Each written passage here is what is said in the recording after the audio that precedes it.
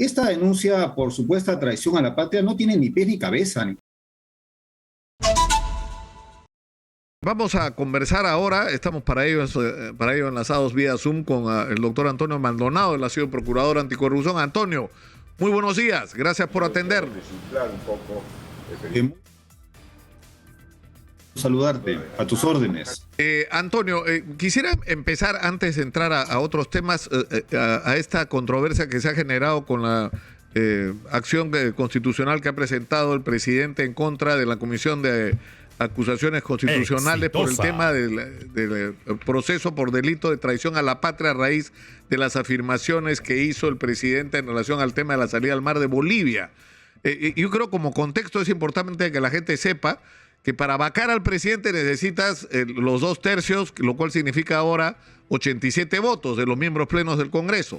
Pero para procesarlo por traición a la patria, la Comisión Permanente lo acusa ante el Pleno y el Pleno vota, y para eso también se necesitan los 2/3, pero ya no los 2/3 del número total de miembros, sino descontando los miembros de la Comisión Permanente, lo cual haría un total de 66 votos que a la oposición le parecen más alcanzables. Pero ¿qué piensas tú de esto? ¿Tiene razón el presidente cuando dice que se están vulnerando derechos constitucionales o procedimientos con esta denuncia por traición a la patria? Nicolás, gracias por tu pregunta. Lo que me queda claro es que cualquier salida política a esta situación que estamos viviendo, originada en gran parte por la propia conducta del presidente, su involucramiento en presuntos casos de corrupción, etcétera, cualquier salida que plantee el Congreso tiene que ser una salida legítima. Tiene que ser una salida con una visión de largo plazo, con una visión de fortalecimiento de las instituciones políticas, las instituciones del Estado de Derecho. Y en ese sentido, las fórmulas que ha planteado hasta el momento el Congreso, Nicolás, me parece que quedan cortas, que defraudan la expectativa ciudadana y que son unas más atrabiliarias que otras. Esta denuncia por supuesta traición a la patria no tiene ni pies ni cabeza, Nicolás. Yo he escuchado al promotor de esta medida de dar una clase o pretender dar una clase de derecho, en una entrevista dar una clase de derecho internacional público sobre los efectos de las declaraciones, refiriéndose a la entrevista en CNN del presidente, totalmente fuera de contexto. Con esta misma visión tendríamos que haber procesado a gobiernos anteriores que en un contexto de un problema internacional ineludible que le atañe al Perú, como es el tema de la salida al mar de Bolivia, se han pronunciado, incluso han cedido territorio ya. Ese es un tema, no es nuevo. Entonces, me parece que no hay en el delito de traición a la patria que se invoca contra Castillo un bien jurídico definido. Creo que hay una interpretación antojadiza, carente de todo fundamento jurídico, y que una vez más nos demuestra en el nivel en el que estamos con el Congreso. Es un Congreso totalmente deficitario, moralmente e intelectualmente, como para plantear este tipo de cosas. Entonces, acá hay un problema con la legitimidad de la salida que se le presenta al Congreso. En efecto, el Perú no tiene por qué tolerar a un gobernante que no ha logrado ni un año y está haciendo o aparentemente está incurriendo en conductas que otros también lo hicieron, pero por lo menos trataron de ocultarla más y se demoraron un poco más en cometerlas. Entonces el país no tiene, y la sociedad peruana no tiene por qué tolerar una situación así, pero la salida tiene que ser legítima. Y uno de los problemas a la legitimidad de esta salida es el marco de la arquitectura constitucional vigente, que lamentablemente esto contradice a quienes promueven esta figura de la traición a la patria, ¿no? Porque estos que la promueven defienden a ultranza esta constitución, que es la constitución heredada del fujimorismo y que hay que cambiar porque es una constitución totalmente desfasada de la realidad.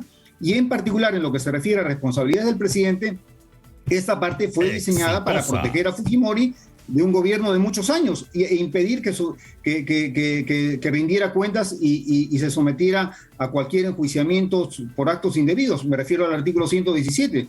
Entonces, acá hay un problema muy serio y no es nada fácil y es complejo, pero por lo menos requeriría cierta seriedad del Congreso en buscar una salida legítima. olvidándose de estas fórmulas aventureras, estas fórmulas sin fundamento como es el planteamiento de la traición a la patria, y buscando una salida pues digna en principio, legítima en segundo lugar y en tercer lugar bien fundamentada jurídicamente o en el marco de las limitaciones de la arquitectura constitucional vigente lo más ajustada a derecho posible. Ese es el problema. Claro, el tema es que para reemplazar todos los déficits de la Constitución, lo que se ha hecho es recurrir al argumento de la permanente incapacidad moral, ¿no es cierto? Que es una bolsa donde entra casi cualquier cosa y donde al final lo único que necesitas son los votos. Si tienes 87 votos, los tercios vacas al presidente, con razón o sin ella, lo que necesitas son votos. Ahora, ¿cómo enfrentar esta situación, Antonio? Porque, por ejemplo, la Constitución establece que el presidente no puede ser acusado sino por los delitos de traición a la patria, cierre irregular del Congreso, por ausentarse del país, etcétera. Pero no habla de delitos como el de corrupción. Ya, pero lo que la Constitución no dice es que el presidente no puede ser investigado. El presidente sí puede ser investigado. Lo que pasa es que no puede ser acusado, pero investigado sí puede. Y la fiscal de la Nación no lo quiere investigar hasta el 2026, pese a que ella misma ha dicho que hay elementos suficientes para investigarlo. Entonces, eso es lo que a mí me resulta, Antonio, que no tiene lógica. O sea, por la salud del país y el propio beneficio del presidente que jure inocencia, esa investigación tendría que hacerse o no. Sí, no, comparto tu preocupación, Nicolás. Hay claramente dos vías, ¿no? La vía judicial, como tú señalas, a cargo de la fiscal de la Nación y la vía política a cargo del Congreso. Dentro de lo pobre que es la arquitectura constitucional vigente, el Congreso, reitero, tendría que tratar de acercarse a una figura política legítima que a mí me parece podría coincidir con un enfoque desde el plano judicial. Creo, en efecto, que la fiscal de la Nación también se queda corta en su resolución respecto de abrir una investigación y luego suspenderla hasta el momento en que el presidente deje de serlo o sea destituido. Yo creo que esa es una visión corta porque, como tú bien dices, se podría, sin necesidad de forzar grotescamente la figura, las prohibiciones constitucionales que protejan al presidente, se podría haber invocado un marco jurídico internacional derivado, por ejemplo, de los convenios internacionales que ha suscrito y ratificado el Perú en materia de lucha contra la corrupción.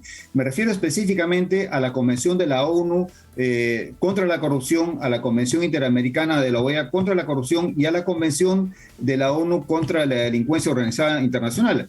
Todas ellas plantean la obligación y el deber del Estado de investigar casos de corrupción, más allá de los límites de su legislación interna, incluida el marco constitucional. Entonces, bajo el principio de que una norma internacional prevalece, y ese es un principio pacíficamente aceptado en el derecho internacional del día de hoy y que ni siquiera viene de este derecho moderno, sino de un derecho más antiguo, bajo este principio las normas nacionales podrían adecuarse y bajo ese mismo principio la fiscal de la Nación pudo haber invocado estos principios que se derivan de estos instrumentos para decir, bueno, yo abro investigación y voy a seguir con la investigación hasta el final de la etapa preparatoria. Y en el límite de esa etapa, por supuesto, no podré acusarlo porque lamentablemente así lo establece la Constitución vigente. Pero esperaré en ese momento a que se den las condiciones para continuar con el proceso contra el presidente. Ese sería otro escenario, porque no se vería como se ve ahora la resolución de la fiscal de la Nación, como una resolución pobre, precaria, que le está dando un espacio al presidente que no debería tener. Entonces, ahí hay un déficit. Pero el Congreso también podría tomar parte de esa resolución, definir un bien jurídico lesionado con la conducta del presidente y, bajo ese mismo principio, señalar que el presidente ha faltado a su deber de prevención de la comisión de graves delitos contemplados en estos instrumentos internacionales y proceder a su sanción correspondiente, sea esta destitución y inhabilitación. La figura de la vacancia no corresponde porque la figura de la vacancia no es una sanción constitucional, Nicolás. La figura de la vacancia es una declaración de hecho. O sea, yo constato como Congreso que el presidente está muriéndose, lo atropellaron, lo atentaron contra su vida y morirá en las siguientes 24 horas, o constato que el presidente ha enloquecido, perdió totalmente rumbo moral y no puede seguir ejerciendo el cargo. No es una sanción, es una constatación de un hecho, y ese hecho no se ha dado. Entonces, nuevamente estamos como el Congreso, como el mediocre Congreso anterior, claro, repitiendo la forzando historia. las figuras para llegar a soluciones que Ahora, no corresponden. pero sí, la pregunta es esta, porque Omar Cairo ha reiterado que sí es posible acusar, es decir, si un presidente en ejercicio, como el caso de Castillo, comete delitos, como podría ser el delito de corrupción, sí puede ser acusado en el Congreso por estos delitos, solo que es un procedimiento distinto, no expeditivo, no express como el que quieren algunos, ¿no es cierto? ¿Esto es posible o no? Es decir, porque hay un mecanismo que incluso establece la posibilidad de que el presidente sea suspendido en el ejercicio de sus funciones mientras dura la investigación. Sí, es correcto. La interpretación del colega Cairo me parece acertada. Yo veo que lo que estoy proponiendo como reflexión concurre con esa visión. Es decir, lo que estoy diciendo es que no se tome una medida sin fundamento jurídico, sino que se defina un bien jurídico dañado por la conducta del presidente, que puede ser el que he mencionado, y a partir de ahí se tomen las acciones correspondientes. Eso es perfectamente posible. Pero si se va a recurrir a la vacancia, a la traición a la patria, esas figuras carecen totalmente de seriedad, no son legítimas y van a dejar al Congreso en una situación aún peor. Pero hay una reflexión de fondo, Nicolás, con el tema de la vacancia. Cuando se invoca la vacancia del presidente, este argumento no nace cuando se conoce lo que es hoy Castillo. Este argumento nació incluso cuando Castillo era candidato. O sea, se lo amenazaba con figuras tales de esta naturaleza por el supuesto fraude de elecciones, porque el país caería en manos del comunismo. O sea, lo que quiero decir es que de parte de la oposición nunca ha habido una actitud constructiva ni seria en términos de pensar en la República. Entonces, cuando se habla de vacancia por incapacidad moral del presidente, en realidad, en el fondo, lo que estamos diciendo es que todo el régimen político vigente, incluyendo el Congreso, también debería seguir esa misma ruta de vacancia por incapacidad moral, porque no estuvieron a la altura desde un comienzo, con un diálogo constructivo y pensando en el futuro del país, en proponer medidas que hubieran paliado, evitado o tratado de controlar esta situación. El libreto que nos están dando hoy día lo han tenido siempre. Entonces, ¿cuál es la legitimidad de su respuesta? No es ninguna, es puro oportunismo político y sin ningún ánimo de pensar en el futuro del país. No, claro, además lo que resulta, la gran interrogante, Antonio, en una circunstancia como esta, o sea, por ejemplo, cuando tú ves convocatorias a marcha o declaraciones o entrevistas de personas que son como símbolos, ¿no? Personajes emblemáticos de regímenes atravesados por la corrupción y la ineficiencia y que nos han dejado como estamos y que pretenden envolverse en la bandera de la anticorrupción, que ya resulta sinceramente grotesco. Pero la pregunta, tú has sido el procurador anticorrupción. ¿Cómo salimos de esto? Es decir, ¿cómo salimos de este estado inepto y corrupto que tenemos, donde la visión que hay de los políticos, bueno, según Rafael Vela, por las investigaciones que está haciendo, los partidos se han convertido, muchos de ellos, en organizaciones criminales, o sea, se constituyen para llegar al poder, para robar todo lo que puedas una vez que estés en el poder. O sea, se perdió completamente la ideología, los objetivos nacionales, los proyectos nacionales. O sea, ¿cómo salimos de esta corrupción que nos carcome? ¿Qué hay que hacer, Antonio? Bueno, sí, Nicolás, mira, es una pregunta muy importante y que lamentablemente no es fácil de responder. No es una pregunta que se puede responder con una suerte de varita mágica, de bala de plata. Hay salidas complejas, hay una reforma política pendiente de hacerse que nunca se hizo ni siquiera como fue propuesta, porque fue propuesta de una manera muy tímida la comisión que presidió el señor Tuesta. Pero también hay una ironía en todo esto, Nicolás, y es lo que dices tú, ¿no? O sea, ¿quiénes van a ir el día de mañana a hablar de la vacancia de Castillo? O sea, ¿cuáles son los antecedentes de esas personas? Yo conozco varios de ellos. Yo los conozco muy bien.